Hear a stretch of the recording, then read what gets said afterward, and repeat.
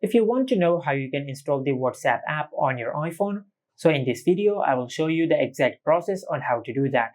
First of all, just swipe down from the top right of the screen and open the control center. Then go to the connection section in the control center, and from here just make sure that you're either connected to the Wi-Fi or to the mobile data. Now after you do that, then go to your home screen and go to settings. In settings, just make sure that you're signed into your Apple account. Now if you're not signed into your Apple account, just sign in from here.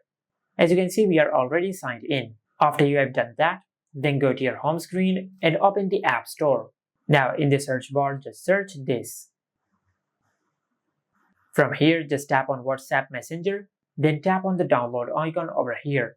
Now it might ask you to enter the password of your Apple account to confirm your download process. And after you've done that, you will successfully install the WhatsApp app on your smartphone. Just tap on open to open the app. Just like that. And this is how you can install WhatsApp on the iPhone 16, 16 Pro, Pro Max and the Plus. Make sure to like, comment and subscribe. Thank you for watching.